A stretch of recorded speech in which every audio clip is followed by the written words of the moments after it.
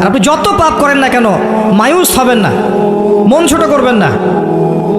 আপনার একটা সেজদা, যে সেজদা আপনি চোখের পানি ঢেলে দিয়েছেন আল্লাহর কাছে, যে আল্লাহ আমার ভুলগুলো তুমি মাফ করে দাও, আমার তওবা তুমি কবুল করো, ইনশাল্লাহ দেখবেন ওই একটা সেজদা যদি কবুল হয়ে যায় আল্লাহ পাক আপনার সব গুনাহ মাফ করে দিবেন ইনশাল্লাহ। নামাজটা ছাড়েন না, যত পাপ করছেন করেন, আমি বলি নামাজ ছাড়েন না, ইনশাল্লাহ একদিন নামাজই আপনাকে পাপ থেকে বের করে আনবে ইনশাল্লাহ। শয়তান আপনাকে হতাশ করতে চাইবে, শয়তান আপনাকে হতাশ করতে চাইবে যে তুই তো গার্লফ্রেন্ডের সাথে কথা বললি, রাতের বেলা পর্ন দেখলি, তুই তো ফ্রি মিক্সিংয়ে আছিস, তুই মাদকদ্রব্য খাচ্ছিস, তুই কাজে ফাঁকি মারিস, তুই ট্যাক্স আদায় করিস নাই, দুর্নীতি করছিস, তুই আবার নামাজ পড়বি কেন? শয়তান আপনাকে এগুলো বোঝাবে কিন্তু, যে নামাজ তো আমার শোভা পায় না, আমি তো অনেক পাপী মানুষ, এই ধোকায় পা দিবেন না। আপনি নামাজ কন্টিনিউ করতে থাকেন, ইনশাল্লাহ আল্লাহ পাক আপনাকে পাপ থেকে বের করে আনবেন ইনশাল্লাহ। ওই নামাজটা যদি ছেড়ে দেন তাহলে আর কোনো হাতিয়ার বাকি থাকবে না। আর আপনি যত পাপ করেন না কেন মায়ুস হবেন না, মন ছোট করবেন না। আপনার একটা সেজদা, যে সেজদা আপনি চোখের পানি ঢেলে দিয়েছেন আল্লাহর কাছে, যে আল্লাহ আমার ভুলগুলো তুমি মাফ করে দাও, আমার তওবা তুমি কবুল করো, ইনশাল্লাহ দেখবেন ওই একটা সেজদা যদি কবুল হয়ে যায় আল্লাহ পাক আপনার সব গুনাহ মাফ করে দিবেন ইনশাল্লাহ। হতাশ হবেন না, শয়তান হতাশ করতে চাইবে মানুষকে, শয়তান মানুষকে হতাশ করতে চাইবে। এমনকি আপনার যদি পাহাড়ের পরিমাণ ঋণ থাকে, ওই ঋণ শোধ করার ব্যবস্থা আল্লাহ পাক করে দিবেন ইনশাআল্লাহ তাআলা। হতাশ হবেন না, নামাজ ছাড়েন না। আর আমি একটা কথা বারবার বলেছি, আবারও বলছি, যে চলমান যে 3G 4G নামাজগুলো চলছে এগুলো থেকে নিজেকে দূরে রাখ। সব এখন ডিজিটাল, নামাজও ডিজিটাল। দেখা যায় যে 5 মিনিটের মধ্যে 4 রাকাত নামাজ শেষ মাশাআল্লাহ। ইমাম সাহেব যদি 10 মিনিট পড়ায় দেয় তাহলে তো তার চাকরি নট। বোঝেন না এত তারা, আমার সময় নাই, আমরা ব্যস্ত মানুষ, এত সময় লাগে নামাজ পড়তে? ইমাম সাহেবকে বলছে, কমিটি ইমাম সাহেবকে চার্জ করছে, অথচ ইমামের উচিত তাদেরকে চার্জ করা। উল্টে গেছে এখন আর কি। ওইদিকে আসবো আমি। দাসী তার মনিবকে জন্ম দিবে, মানে সমাজের ন্যায় অন্যায় ভালো মন্দ হক বাতিলের মানদণ্ড উল্টে যাবে। দাসী কখনো মনিবকে জন্ম দেয়? মানদণ্ড উল্টে যাবে। আসেন রিল্যাক্সে নামাজ পড়বেন ইনশাআল্লাহ, আল্লাহ পাক তৌফিক দান করুন। নামাজের মধ্যে যা পড়ছেন এটাকে বোঝার চেষ্টা করতে হবে অর্থটা, তখন দেখবেন নামাজে মনোযোগ বাড়বে ইনশাআল্লাহ। তার আগে অজুটাকে ভালো করে করবেন, তাড়াহুড়া করে অজু করবেন না, রিল্যাক্সে অজু করেন, অজুর অঙ্গগুলোকে সুন্দর করে ধন। অজু পরিষ্কার হয় না, এই জন্য নামাজে মনোযোগ থাকে না। আর একটা বদ অভ্যাস আমারও আছে, আপনাদের সবারও আছে আমি জানি, অজুতে আমরা যে পরিমাণ পানি খরচ করি এই পরিমাণ পানি দিয়ে নবী সাল্লাল্লাহু আলাইহি ওয়াসাল্লাম গোসল করতেন। হ্যাঁ, আর আপনার মাথায় যত চুল আছে তার চেয়ে বেশি চুল ছিল নবী সাল্লাল্লাহু আলাইহি ওয়াসাল্লামের মাথায়। আপনার 2-3 জনের মাথায় যত চুল আছে তার চেয়ে বেশি চুল ছিল নবী সাল্লাল্লাহু আলাইহি ওয়াসাল্লামের মাথায়, তারপরেও তিনি অল্প পানি দিয়ে গোসল করে ফেলতেন। আর আমাদের দেখবেন জারিমানের জোর যত বেশি তার ট্যাপের স্পিড তত বেশি। মসজিদে যাবেন দেখবেন জোরে ট্যাপ ছেড়ে দিয়েছে, অজু করতেছে। একজন মানুষের গোসলের পানি দিয়ে একাই অজু করে ফেলেন। পানির লেয়ার দিন দিন নেমে যাবে আমাদের এই পাপের কারণে। কুল আরাআইতুম ইন আসবাহা মাউকুম গাওরা, সূরা মুলকের শেষ আয়াত পড়ে দেখেন। বলুন হে নবী, তোমরা যদি কখনো সকালে উঠে দেখো যে পানির স্তর সব নিচে নেমে গেছে, পানি নাই, ফামা ইয়াতিকুম বিমাইন মাইন, কোন সেই সত্তা আছে তোমাদেরকে পানি এনে দিবে, প্রবাহমান পানি? দিন দিন ঢাকা শহর সহ বড় বড় যে সিটিগুলো আছে এগুলোর পানির লেয়ার নিচে নেমে যাচ্ছে। আমাদের অপচয়ের কারণে এমন হচ্ছে। প্রচুর পানি আমরা অজুতে অপচয় করি। গোসল দেখবেন শাওয়ার নিচ্ছে, ওই যে আমাদের ডিজিটাল ইয়াজুজ আর মাজুজের বাথরুম যেগুলো আছে, পানি চোষা বাথরুম, মানে 10-20 বালতি পানি দিয়ে শাওয়ার নিয়ে নিবি। হ্যাঁ, আর মহিলা হলে তো কথাই নাই, আরও 10 বালতি এক্সট্রা লাগায়। তো সমস্যা, অজু ঠিক করতে হবে, তারপরে সলাতে মনোযোগ বসবে ইনশাআল্লাহ। আল্লাহ পাক আমাদেরকে সলাত বুঝে আদায় করার তৌফিক দান করুন। মনোযোগ চলে যাবে, যাওয়া আসা করবে, মনোযোগ যাওয়া আসা করবেই, কিন্তু মনোযোগ ধরে রাখার চেষ্টা করতে হবে ইনশাআল্লাহ তাআলা। আল্লাহ পাক যদি ইহসান দান করেন মনোযোগ বাড়বে ইনশাআল্লাহ আযজা ওয়া জাল্লা। আরেকটা টিপস বলবো, সেটা হলো নামাজে সূরাগুলোর মধ্যে ভেরিয়েশন রাখতে হয়। যেমন প্রতিদিন যদি আপনি একই রকম সূরা পড়েন, আমি নিজেও দেখেছি যে আপনি প্রত্যেক ওয়াক্তেই যদি একই সূরা দিয়ে নামাজ পড়ে থাকেন দেখবেন মনোযোগটা তুলনামূলক কম পাচ্ছেন। তো এক রাকাতে যদি আপনি ভেরিয়েশন নিয়ে আসেন, সূরার মধ্যে ভেরিয়েশন বোঝেন তো, বৈচিত্র্য নিয়ে আসেন, আপনি দেখবেন মনোযোগ বাড়বে। খেয়াল করে দেখেন। এবং তাসবিহ তাহলিল যেগুলো করছেন এগুলোর অর্থটার দিকে যদি ফোকাস করেন মনোযোগ কিছুটা হলেও বাড়বে। আরেকটা কাজ করলে মনোযোগ বাড়বে, প্রত্যেক সেজদায় দোয়া করতে পারলে। সেজদা করছেন শুধু সুবহান রাব্বিয়াল আ'লা এতটুকু বলে উঠে যাবেন না, কমপক্ষে একটা দুটো দোয়া করেন, একটা দুটো দোয়া করেন সেজদায়, কারণ সেজদায় সবচেয়ে বেশি দোয়া কবুল হয়। আল্লাহ রাসূল সাল্লাল্লাহু আলাইহি ওয়াসাল্লাম বলেছেন, বান্দা সেজদায় আল্লাহর যত কাছে থাকে অন্য কোনোভাবে বান্দা এত কাছে আসতে পারবে না। এবং এখানে তোমরা বেশি বেশি দোয়া করো, নবী সাল্লাল্লাহু আলাইহি ওয়াসাল্লাম বেশি বেশি দোয়া করতে বলেছেন। দোয়ার জন্যে হুজুর ডেকে এত খাওয়ানোর দরকার নাই, নিজে দোয়া করা শেখেন, নিজে দোয়া করা শেখেন, নিজের বাবার জন্যে, মায়ের জন্যে, আপনার আত্মীয় স্বজনের জন্য, আপনার নিজের জন্য, আপনার স্ত্রী সন্তানের জন্য, সমাজের জন্য, উম্মার জন্য, দেশের জন্য আপনি দোয়া করতে শেখেন। আপনার একটা প্রয়োজন, এই প্রয়োজনটাকে আমি বুঝতে পারবো, ওই আবেগটাকে আমার আসবে। আপনার যেটা প্রয়োজন, আপনার আবেগ আপনার আসবে। আপনার সন্তান অসুস্থ, আমি কি বুঝবো সেই ফিলিংসটা কেমন? আপনি বুঝবেন সেই ফিলিংসটা কেমন। অতএব নিজে আল্লাহর সাথে সম্পর্ক করেন। আর আপনি নিজেকে এত ছোট কেন মনে করছেন? আপনিও আল্লাহর সেই বান্দা, যে বান্দা আমি, যে বান্দা আর 10 জন মানুষ। আল্লাহ পাক আপনাকেও ভালোবাসেন, আল্লাহ পাক অবশ্যই আপনাকে ভালোবাসেন। জীবনের দীর্ঘ সময় পর্যন্ত আপনি আল্লাহকে ডাকেন নাই, আল্লাহ আপনাকে ফেলে দেয় নাই। আল্লাহ আপনাকে খাওয়ান, এখনো পরান, বাঁচিয়ে রেখেছেন, আল্লাহ নিয়ামত দিয়েছেন। আল্লাহ আপনাকে ভালো না বাসলে এমনি করেন? আল্লাহ পাক অপেক্ষা করছেন কবে খালি আপনি আসবেন আল্লাহর কাছে, এসে বলবেন আস্তাগফিরুল্লাহ ওয়া আতুবু ইলাইহি। আল্লাহ পাক অপেক্ষা করে বসে আছেন আপনার জন্য। আপনি কোথায় যাচ্ছেন? ফাআইনা তাযহাবুন। আল্লাহ পাক বলেছেন ফাআইনা তাযহাবুন, কোথায় যাচ্ছ তোমরা? কোথায় যাচ্ছেন? টাকার পিছনে, বাড়ি গাড়ি, স্ট্যাটাস, স্ত্রী সন্তান, ভোগবিলাসের পিছনে? আল্লাহ অপেক্ষা করছেন আপনার জন্য। আসেন সেজদা করেন, ওয়াসজুদু ওয়াকতারিব, সেজদা করেন, নিকটবর্তী হন। আল্লাহ আপনার জন্য অপেক্ষা করছেন। যাবেন না আল্লাহর কাছে? আল্লাহ পাক সবাইকে আল্লাহর কাছে ফিরে আসার তৌফিক দান করুন। এটাই হোক আমাদের কাছে আসার গল্প, এটাই হোক আমাদের কিসের গল্প? কাছে আসার গল্প। আমাদের জেনার গল্প দরকার নাই, ওদের কাছে জেনা হচ্ছে কাছে আসার গল্প, যার ব্যাপারে আল্লাহ বলেছেন লা তাকরাবু জিনা, ওর ধারের কাছেও যেও না, আর তারা ওইটাকে বলবে কাছে আসার গল্প। ইন্না লিল্লাহি ওয়া ইন্না ইলাইহি রাজিউন। আল্লাহ পাক আমাদের যুবক যুবতীদেরকে হেদায়েত দান করুন, পিতা মাতাদেরকে পরিবারে অনুশাসন বজায় রাখার তৌফিক দান করুন। আমাদের এই কাজগুলোর প্রতিফল কিন্তু আমাদেরকে ভোগ করতে হবে। আমাদের মেয়েদের, আমাদের ছেলেদের, তাদেরকে আমরা কিভাবে বড় করছি এটার হিসেব কিন্তু আমাদেরকে চুকিয়ে দিতেই হবে। পিতামাতাদেরকে বলবো সচেতন হয়ে যান, আল্লাহ পাক তৌফিক এনায়েত করুন, আমিন। আর যারা ওই পথে চলে গেছেন তাদের উদ্দেশ্যে একটা কথা বলবো, সেটা হচ্ছে যে এটা একটা মোহ, একটা ভ্রম।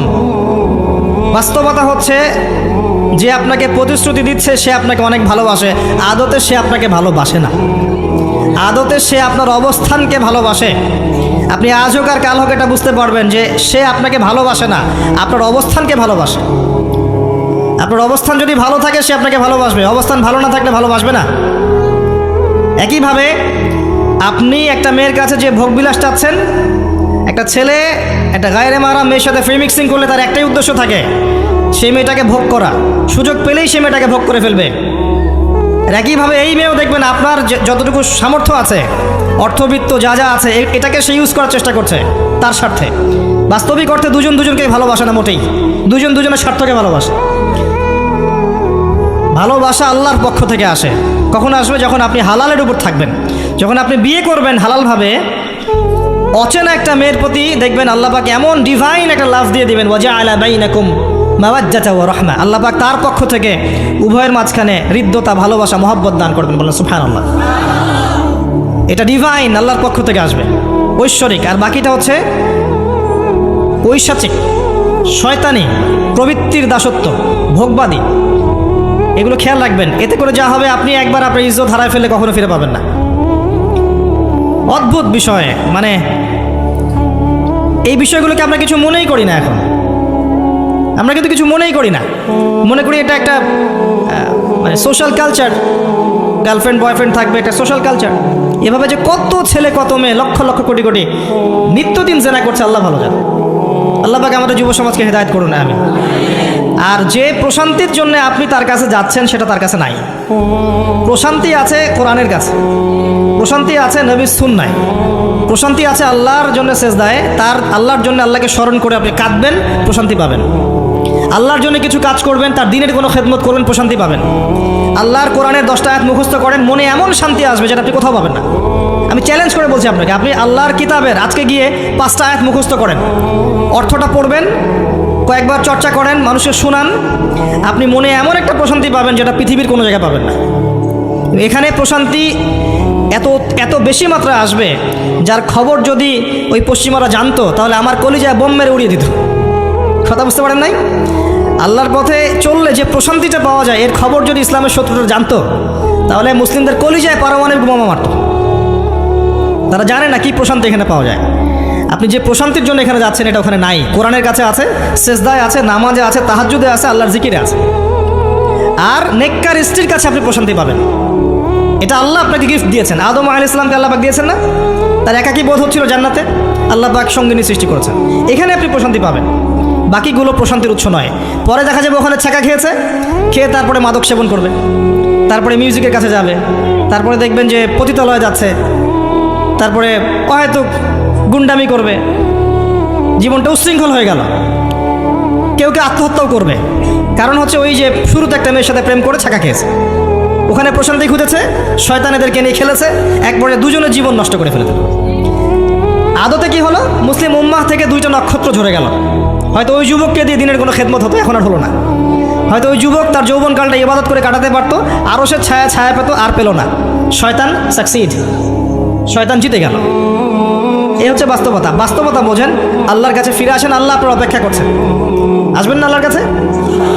এটাই হোক আল্লাহর কাছে আমাদের কাছে আসার গল্প। আল্লাহ পাক আমাদেরকে তৌফিক দান করুন, আল্লাহুম্মা আমিন। তো সুন্নতের কথা বলতে গিয়ে আসলাম। নবী সাল্লাল্লাহু আলাইহি ওয়াসাল্লামের সুন্নাহ আমরা যেন আমাদের সামগ্রিক জীবনে পালন করার চেষ্টা করি, আল্লাহ পাক চেষ্টাটা যেন কবুল করেন, আমিন। এরপরে আছে সালাতের কথা, তারপরে আছে আপনার যাকাতের কথা। নিসাব পরিমাণ সম্পত্তি হয়ে গেলেই যাকাত দিতে হবে। এটা নফল কিছু নয়, ফরজ জিনিস। যদি আপনি সামর্থ্যবানদের যাকাতগুলো কালেক্ট করতে পারতেন, কেউ যদি পারত, দেখতেন এই যাকাতের অর্থগুলো দিয়ে এত এত মানে বিগ বিগ প্রজেক্ট করা যেত যেটা আপনি কল্পনা করতে পারবেন। এটা কিন্তু নফল কিছু নয়, দিতেই হবে, বাধ্যতামূলক। যাকাত আল্লাহ পাক এই জন্য ফরজ করেছেন যাতে করে সমাজের মধ্যে ধনী এবং গরিবের সাম্য বজায় থাকে। এটা গরিবের হক। যাদের উপর যাকাত ফরজ হয়েছে তারপরেও যাকাত দিচ্ছে না, এদের সম্পত্তিগুলোকে আল্লাহ পাক কিয়ামতের দিন গলাবেন, মানে ধাতুতে পরিণত করে গলাবেন, গলিয়ে কপালে, গালে, পিঠে, চেহারায় লেপটে দিবেন। বলেন নাউজুবিল্লাহ। সূরা তাওবা পড়ে দেখেন, সূরা তাওবার মধ্যে এটা আছে। সম্পত্তি গলানো হবে, গলে একটা সোনা, তামা, ব্রোঞ্জ এগুলো গলালে কেমন হবে? এগুলো উত্তপ্ত করে যদি গায়ে লাগিয়ে দেওয়া হয় কেমন শাস্তি হবে? বলা হবে এটাই সেই তোমার সম্পদ যা তুমি সঞ্চয় করেছিলে, আজকে এটা আযাব ভোগ করো। নাউজুবিল্লাহ। এটা সমাজের সাম্য বজায় রাখে, গরিব আর ধনীর মধ্যে একটা ব্যালেন্স বজায় রাখে। এটা গরিবের হক। যখন আমরা যাকাত দিব না, গরিব মানুষের মাথাপিছু যে মানটা আছে জীবনযাত্রা, এটা আরও কমে যাবে।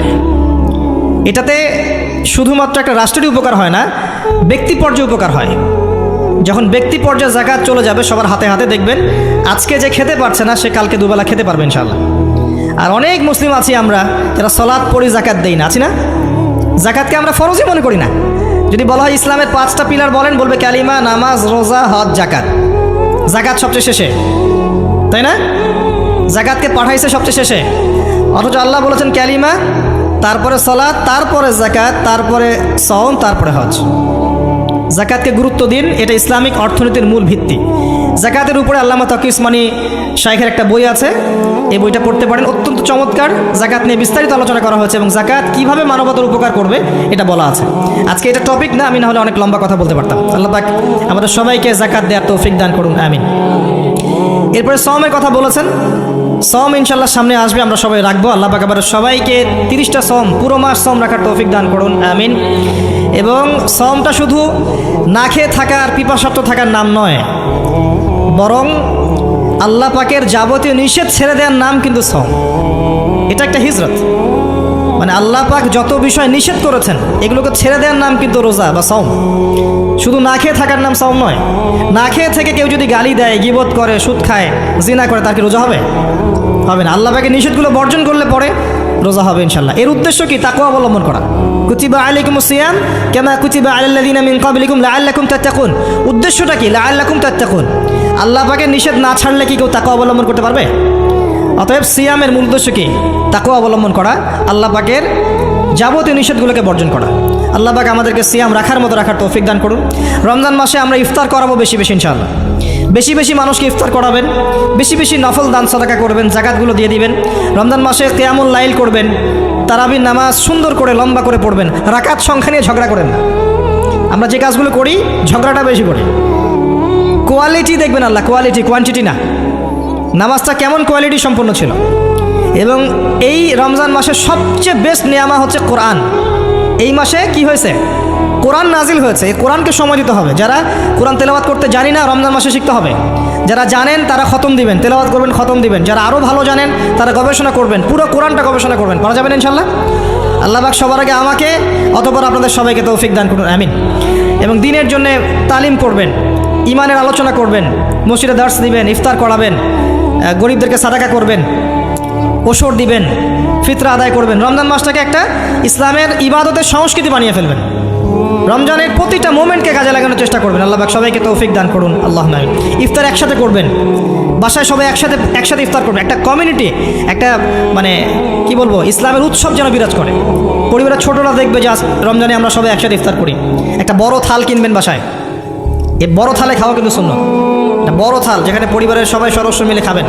বাচ্চা কাচ্চা, ছোটো ছোটো বাচ্চারা দেখে দেখে বড় হবে যে আমরা রমজান মাসে বাবা মা সবার সাথে বসে খেয়েছি এভাবে।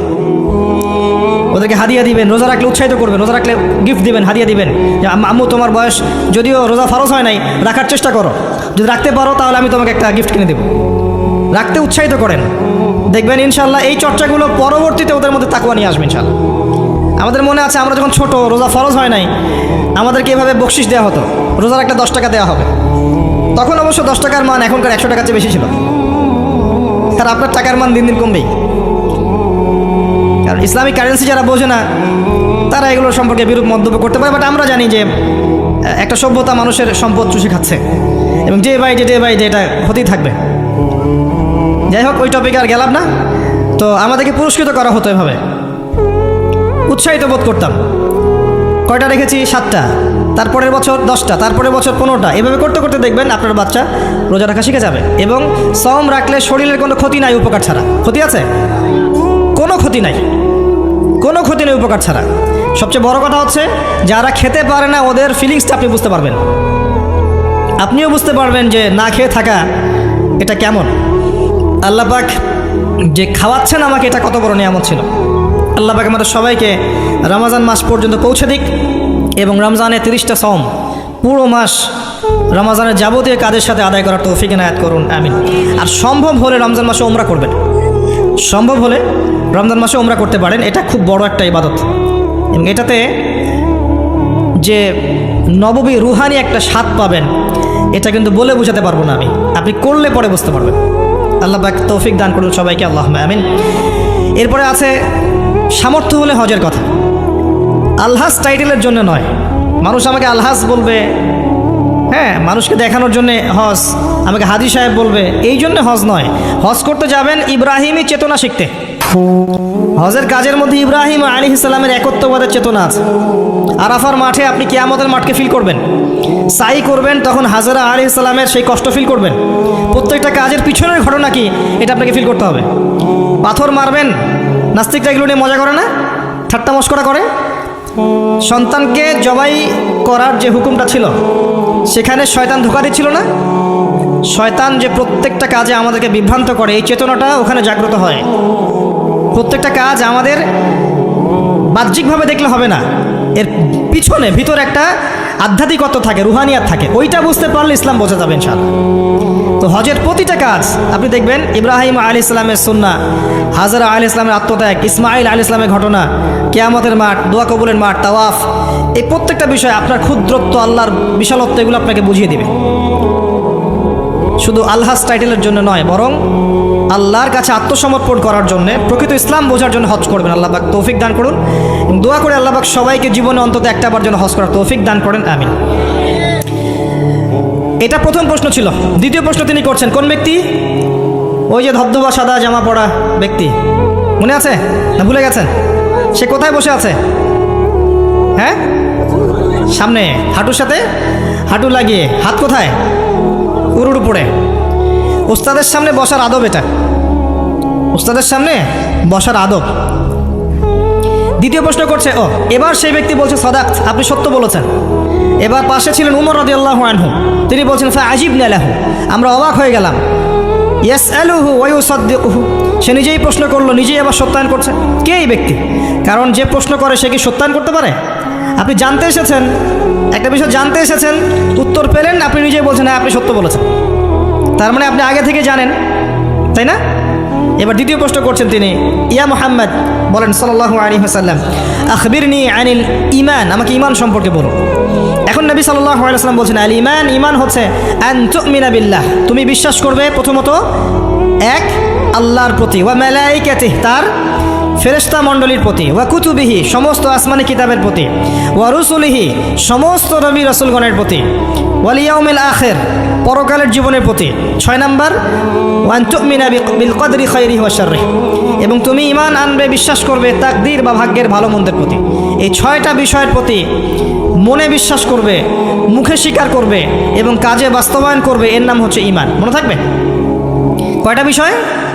6টা। এখানে একটা কথা আমি বলি, আগেও বলেছি আবার বলছি, এই 6টা বিষয় গায়েবের বিষয়, এগুলোকে আপনি যুক্তি, বিজ্ঞান, দর্শন দিয়ে প্রমাণ করতে পারবেন না। পারবেন? পারবেন না।